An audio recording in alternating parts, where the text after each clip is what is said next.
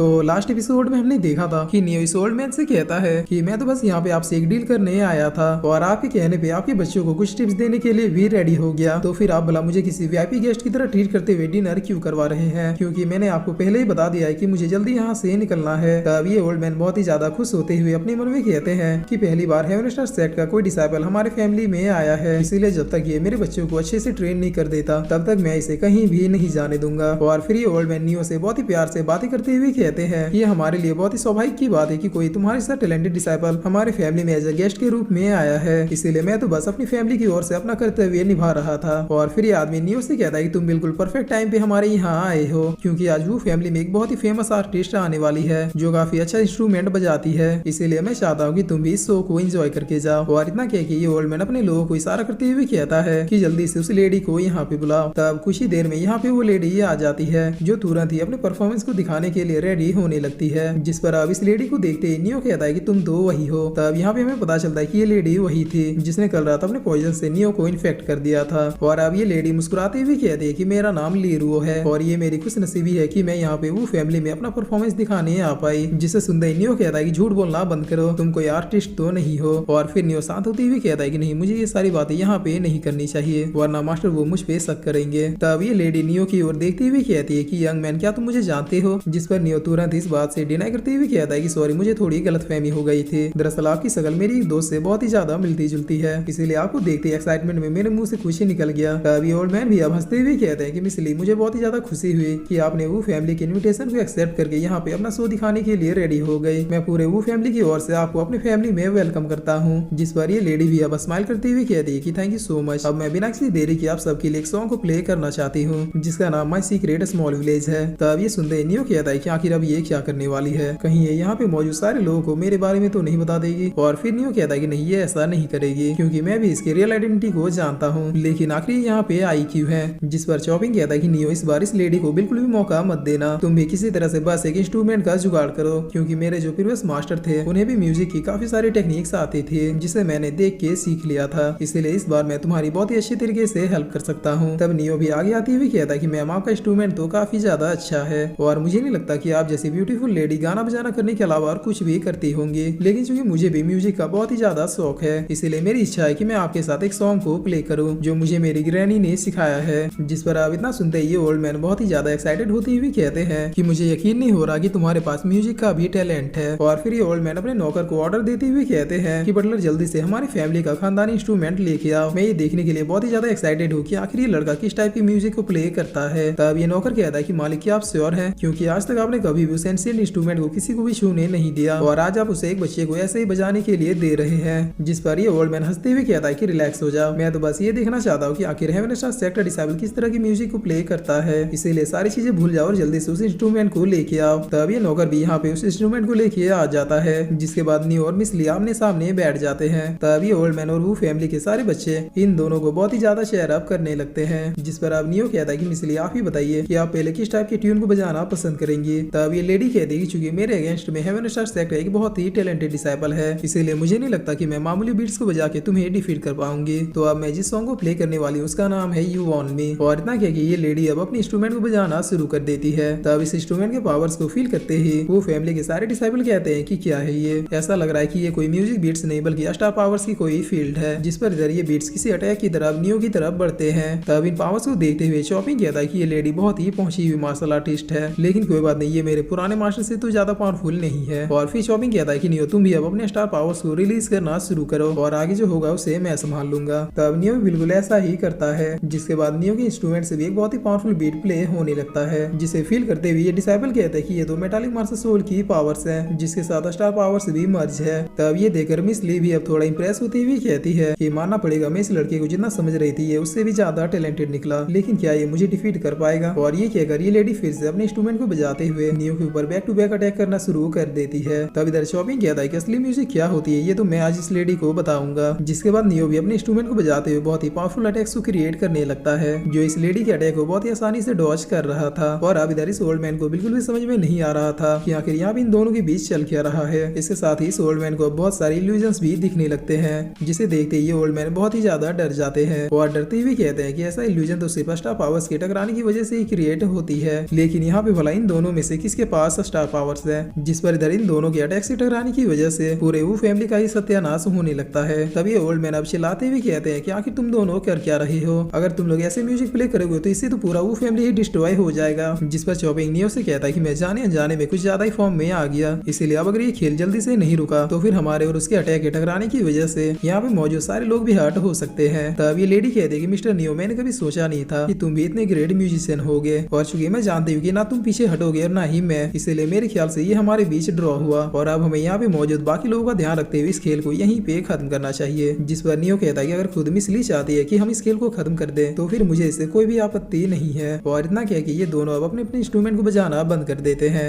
जिस पर इधर सारे डिसाइबल एक दूसरे से बातें करते हुए कहते हैं कि आखिर अभी अभी यहाँ पे हुआ क्या। तब इधर सुकोंग भी मास्टर वू को उठाते हुए कहता है कि क्या आप ठीक है। जिस पर मास्टर वू उठते हुए कहता है कि मैंने कभी भी स्टार पावर के इतने स्ट्रॉन्ग प्रेशर को फील नहीं किया था, इसका मतलब इन दोनों के पास स्टार पावर्स मौजूद है। और ये तो और भी आश्चर्य की बात है कि मिस ली भी एक कल्टीवेटर है, क्योंकि मैं आज तक कभी भी फील नहीं कर पाया कि मिस ली के पास इतना पावरफुल स्टार पावर्स है। वो तो अच्छा हुआ कि इन दोनों की फाइट की वजह से मुझे ये पता चल गया कि ये दोनों अपने अपने इंस्ट्रूमेंट को बजाने में स्टार पावर्स का यूज कर रहे हैं। और फिर मास्टर वो अपने बच्चों को डांटते हुए कहते हैं कि देखो तुम लोग कितने ज्यादा यूजलेस हो, तुम लोगों को अभी तक ये भी नहीं पता चला कि यहाँ पे क्या हुआ, इसीलिए आपसे सिर्फ अपनी ट्रेनिंग पे ही ध्यान दो, वरना जिंदगी भर इसी तरह से यूजलेस बन के रह जाओगे। और फिर मास्टर वो अपने मन में सोचते हुए कहते हैं कि ये लड़का इतने कम ही एज में इतने सारे पावर्स को हेवन सेट में तो अचीव नहीं किया होगा, यानी इस लड़के की ट्रू आइडेंटिटी कुछ और है। और दूसरी तरफ मिस ली तो इस लड़के से भी ज्यादा स्ट्रेंज है, क्योंकि इतनी ज्यादा पावरफुल होने के बावजूद भी सब कोई उसे बस एक मामूली सिंगर ही समझते हैं, यानी वो अपने पावर्स को बखूबी हाइड करना जानती है। तब नियो मास्टर वू को ग्रेट करते हुए कहता है कि मुझे माफ कर दीजिए, मैं मिस ली के साथ इंस्ट्रूमेंट को बजाने में खो गया था। जिस पर मास्टर वू हंसते हुए कहता है कि कोई बात नहीं, तुम दोनों ने मेरी एक्सपेक्टेशन से भी अच्छा परफॉर्म किया। तब नियो कहता है कि मैं आपसे कुछ कहना चाहता हूँ। दरअसल इस इंस्ट्रूमेंट को मैंने पहली बार प्ले किया है,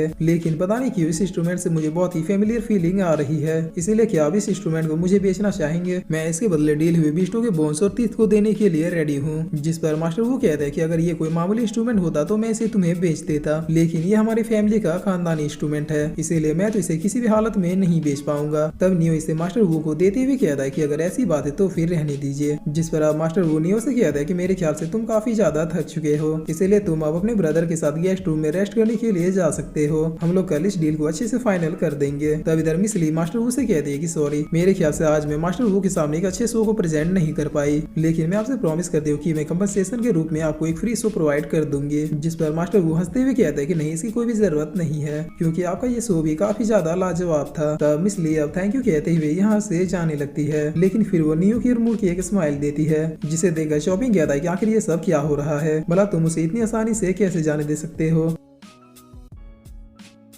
और फिर इसी के साथ ये एपिसोड यहीं पे खत्म होता है।